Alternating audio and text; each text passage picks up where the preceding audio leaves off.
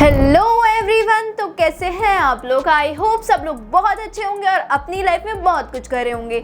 तो आ गई हूँ मैं आपके सामने एक नई वीडियो के साथ जिसमें मैं आपको बताऊंगी KIET गाजियाबाद के बारे में।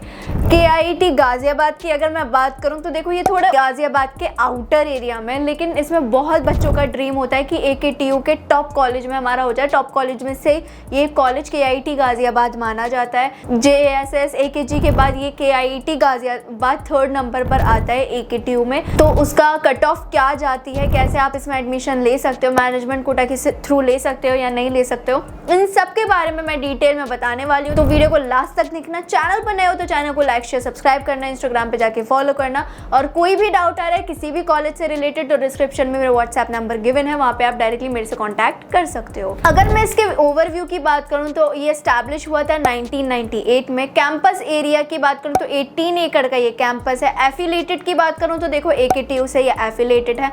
NAC A+ इसे ग्रेड मिला हुआ है। उसके साथ साथ ये NBA अप्रूव्ड है, लेकिन मैक्सिमम इसके सारे कोर्सेज को NBA अप्रूव्ड मिला हुआ है, बट कुछ कुछ कोर्सेज है जिनको अप्रूवल नहीं मिला हुआ है। तो ये हो गई ओवरव्यू की बात। कनेक्टिविटी की बात करूं तो देखो 18 किलोमीटर दूर इसका गाजियाबाद रेलवे स्टेशन है। वहीं अगर एयरपोर्ट की बात करूं, अगर आप एयरलाइन से आ रहे हो तो 50 किलोमीटर के डिस्टेंस पर IGI एयरपोर्ट पड़ेगा, वहां से आप कैब ऑटो कर आ सकते हो। कोर्स की बात करूं तो देखो यहाँ से आप ढेर सारे कोर्सेज कर सकते हो। BTech, MBA, BBA, ये सारे कोर्सेज आप कर सकते हो, लेकिन हम तो BTech के बारे में बताते तो हम BTech के बारे में बताएंगे।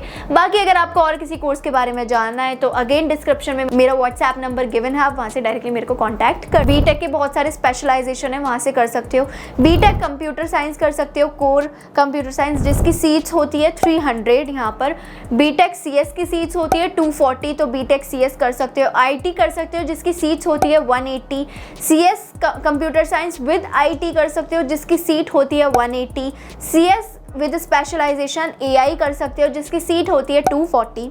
वहीं CS with artificial intelligence and machine learning भी कर सकते हो जिसकी सीट्स होती है 180। अब अगर मैं इसके फी स्ट्रक्चर की बात करूं तो देखो, इसकी ट्यूशन फी होती है 1,12,000। उसके अलावा अगर मैं टोटल बताऊं आपको फी कितना पे करना पड़ेगा, हॉस्टल को हटा के एकेडमिक फीस जो ओवरऑल आपको पर ईयर की पे करनी पड़ेगी 1,52,999 आपको पे करना पड़ेगा। ये फीस होती है एग्जामिनेशन फीस, इन सबको मिलाकर आपको इतना फी पे करना पड़ेगा। हॉस्टल फी की बात करूं तो देखो, सिंगल शेयरिंग अगर आप ले रहे हो तो 1,30,000 पड़ेगा पर ईयर का। वहीं 52,000 एक्स्ट्रा पड़ेगा अगर आप AC वाला रूम ले रहे हो। डबल शेयरिंग की बात करो तो 1,22,000 पड़ेगा। वहीं अगर आप AC ले रहे हो डबल शेयरिंग में तो 42,000 एक्स्ट्रा पड़ेगा। ट्रिपल शेयरिंग की बात करूं तो 1,20,000 पड़ेगा आपको। AC रूम ले रहे हो ट्रिपल शेयरिंग में तो 30,000 आपको एक्स्ट्रा पड़ेगा।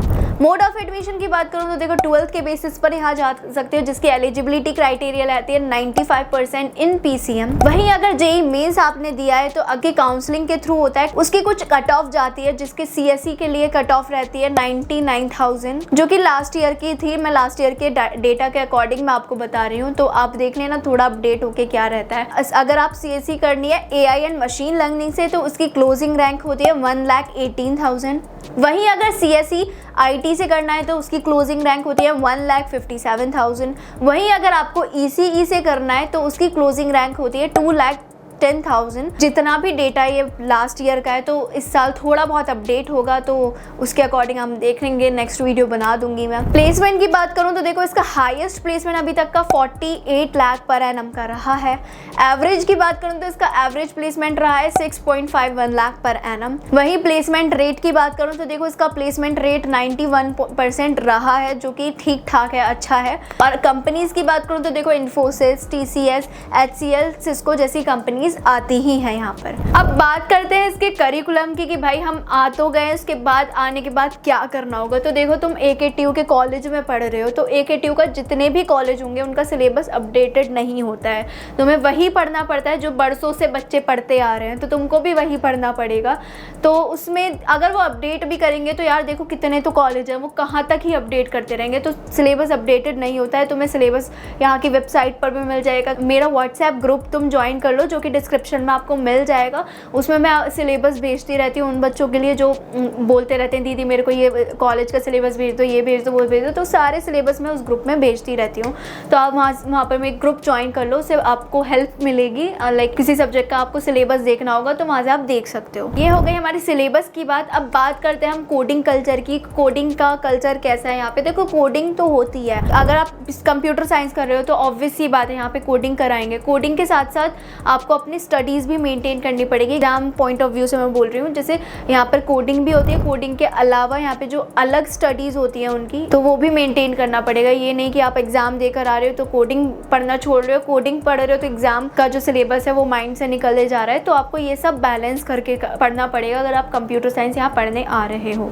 उसके अलावा फैकल्टीज़ की बात करूँ तो देखो AKTU में फैकल्टीज़ अच्छी ही होती हैं, ठीक ठाक आपको देखने के लिए मिल जाएंगी। सपोर्ट तो करेंगी ऑब्वियसली, अगर आप अच्छे स्टूडेंट होगे तो फैकल्टी सपोर्ट आपको मिलेगा। उनसे बना के चलोगे, अच्छे से बात करोगे तो फैकल्टीज़ का वो सब फैकल्टीज़ आपको सपोर्ट करेंगी। ऐसे कोई खड़ूस नहीं होती हैं, फैकल्टीज़ अच्छी होती हैं। लैंग्वेज की बात करूँ तो देखो लैंग्वेज इशू नहीं होने वाला है। स्टार्टअप कल्चर भी है, अगर आपका कोई आइडिया होगा तो आप वहाँ पे बता सकते हो, और अगर वो आइडिया अच्छा लगा तो फंडिंग भी मिलेगी कॉलेज से। तो ये कॉलेजेस के स्टार्टअप कल्चर का रहता है। बाकी अगर मैं इंटर्नशिप्स की बात करूँ तो इंटर्नशिप्स भी मिलती है आपको। फर्स्ट ईयर में अनपेड मिलेगी, सेकेंड ईयर में भी अनपेड भी हो सकती है या फिर पेड भी हो सकती है, थर्ड ईयर से पेड इंटर्नशिप्स आपको मिलना स्टार्ट हो जाएंगी। बट वो सब आप पे डिपेंड करेगा, अगर आप अच्छे स्टूडेंट होगे तो ही आप वो सब ले सकते हो। फोर्थ ईयर से तो इंटर्नशिप का कोई मसला ही नहीं है, आपको ट्राई करना है कि आपको जॉब मिल जाए। फेस्ट की बात करूँ तो फेस्ट होते हैं यहाँ पे, अच्छे खासे फेस्ट होते हैं। स्पोर्ट फैसिलिटीज़ भी है, हॉस्टल्स भी है। हॉस्टल में मेस फैसिलिटीज़ भी है, जैसे अदर कॉलेजेस में रहता है वैसे ही यहाँ पे फैसिलिटीज़ रहती हैं हॉस्टल की। कैंपस लाइफ एवरेज है, आप फन है, मस्ती करोगे, फ्रेंड्स अच्छे बनेंगे तो आप अच्छे से मस्ती कर सकते हो। रैगिंग यहाँ नहीं होती है, आपको फॉर्म फिल करवा दिया जाता है एंटी रैगिंग का, तो वहाँ पे रैगिंग आपकी नहीं होती है। एल्यूमिनाई सपोर्ट मिलता है, 20,000 तक यहाँ से ग्रेजुएट हो रखे हैं एल्यूमिनाई जिनका सपोर्ट यहाँ पर मिलता रहता है। तो यही था एक छोटा सा वीडियो KIET गाज़ियाबाद के बारे में। बच्चों के बहुत डाउट आ रहे थे, उस सबको देखते हुए मैंने KIET गाज़ियाबाद के बारे में भी बता दिया है। बाकी नेक्स्ट वीडियो आप किस पर चाहते हो तो कमेंट सेक्शन में मुझे बता दो, क्योंकि कंटेंट की कमी पड़ रही है। वीडियो को करते हैं यहाँ पे ख़त्म। चैनल पर नए हो तो लाइक शेयर सब्सक्राइब कर दो, इंस्टाग्राम पे जाके फॉलो कर लो, और डिस्क्रिप्शन में मेरा व्हाट्सएप नंबर गिवन है, वहाँ पर आप डायरेक्टली मेरे से कोई भी डाउट हो तो क्लियर कर सकते हो। तो अभी के लिए हम बाय बाय, मिलते हैं नेक्स्ट वीडियो में।